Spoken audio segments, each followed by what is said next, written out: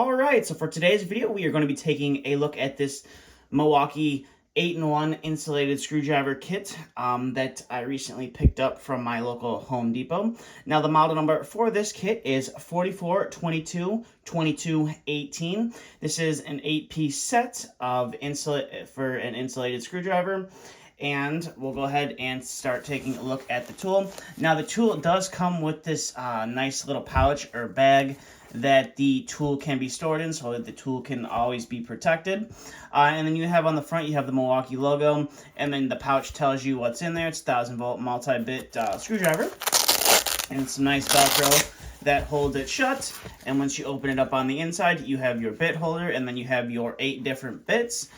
This guy kind of reminds me of the Klein insulated screwdriver. That's got the interchangeable bits to it. That's kind of why I picked it up, to see how it compared.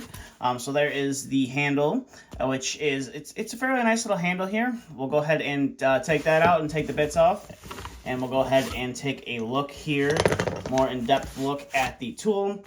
And we'll go from there. So we'll go ahead and set that guy off to the side. So these are all your different bits right there. And then we're going to take a look here at the handle. So the handle is kind of, it's kind of like a hard plastic with some rubber overmolding. I'm not sure how comfortable it would be compared to, you know, there's some of their standard, some of their other screwdrivers out there. But it is kind of rocking the traditional VDE colors, where it's got the red and yellow color scheme going on. You got the Milwaukee logo right there. And then you do have a warning that tells you, don't use the tool if the insulation on the tool is damaged.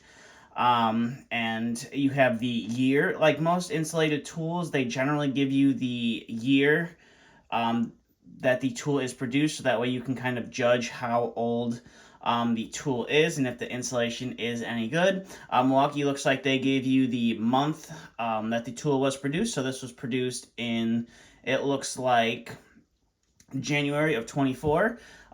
So that's a good little feature that they have. And then you have some, you got the Milwaukee logo, your eye protection logo, and this tool is UL listed. And then you got some more safety ratings right there, your IEC 66090 rating, and then you have the ASTM rating right there, 1000 volts, and then you have your model number right there on the back. And they also do include a pass-through, so if you were working with this tool at height, you could put a tether through there and have it tied off to you, so you didn't have to worry about it falling down to the ground. And now another nice feature about this screwdriver is they did label the top handle of it, or the top of the screwdriver. So if you didn't have it in the pouch, and you just kind of had this guy sitting in your tool bag with all of its bits, and let's say you had a bunch of other screwdrivers or a bunch of other Milwaukee screwdrivers in your tool bag, you could easily identify that this is the insulated screwdriver if you needed to use it. And then here is, I guess, the business end of the tool. Now, if I'm not mistaken, roughly about right here where the Milwaukee logo is, or maybe a little before the Milwaukee logo, there is a little ball bearing that is on the inside of the tool that locks these bits on, and that is the only way that I see that the bits are held into the tool. So that's enough about the handle. We'll go ahead and take a look at some of the bits. So with this kit, you get 2 square bits, which are right here, and you get 2 slotted. 2 of the, Milwaukee likes to call these ECX bits, or some other people call them combination bits. It's kind of that square slotted Phillips, all kind of tied into one bit right there. And then you get 2 of the Phillips bits.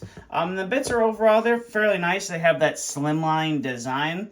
So if you needed to get into, a panel or a breaker or a switch of some kind, generally if it was a thicker insulation, you'd struggle with that, so they went with a slimline design on that, so you could get into those spaces, which is nice. You don't have to go and cut that insulation back and damage the insulation on the bits. And this kind of has the locking mechanism on here kind of has that same mechanism like a 1/4-inch hex would have.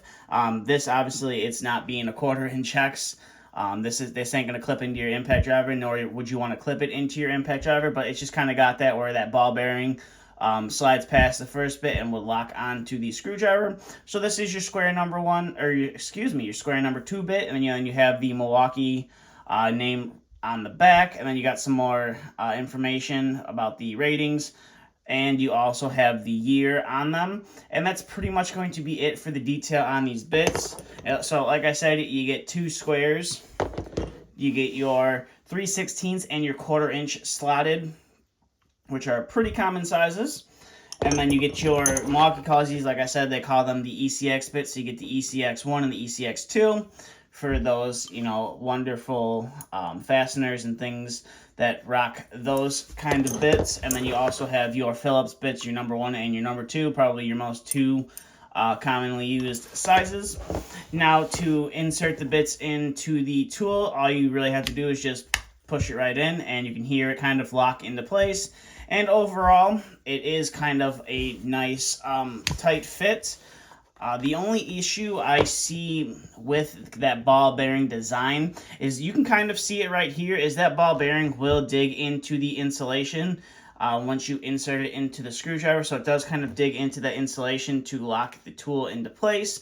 So if this was something that you used quite frequently, or you were constantly changing bits in and out on it, you might want to pay some attention to this part on the back here, just to make sure that that ball bearing is not rubbing through and exposing metal.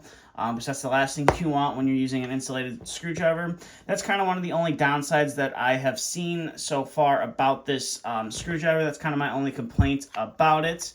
I wasn't quite sure what was really locking these guys in, because it kind of, like I said at the beginning of the video, it kind of does look like kind of reminds me of that Klein insulated screwdriver where you can change out the bits, but that design is a little bit different than this, as those bits, you just twist that center piece or you twist the piece at the top and the bit ejects, so you don't have to worry about sliding the bits in and out of the handle and that wearing out.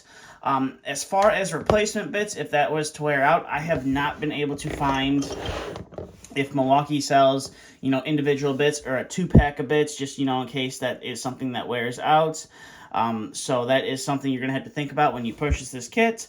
I believe this kit ran me about, I think it was $49, so just call it $50, and then you have to add tax onto there. So we'll call it about $55 when it was all said and done. And like I said, I picked this up at my local Home Depot. So if you're looking to pick this set up for yourself, you can head on down to your local Home Depot. Now, it's not going to be in the normal tool section at Home Depot. You're going to want to go to the electrical tool section, which is generally over by all the electrical stuff in Home Depot. And you should be able to find this guy on the shelf. I think they also sell a kit, if I'm not mistaken, that only has 4 pieces instead of 8. I could be getting it confused with the smaller insulated screwdriver that they have. I can't really remember, but I'll do my best to maybe find some more information out and drop it down in the description. But I will also, in the description, drop the informational page about this tool from Milwaukee. And if you don't want to go to the store, or you can't find it in your local store, I will also have some links down in the description if you are looking to purchase it, and I will have those down there in the description if you would like to purchase it online. But with that being said, that's kind of all I have for this video. So if you have any questions, comments, concerns, please feel free to let me know down in the comment section below. And as always, thanks for watching.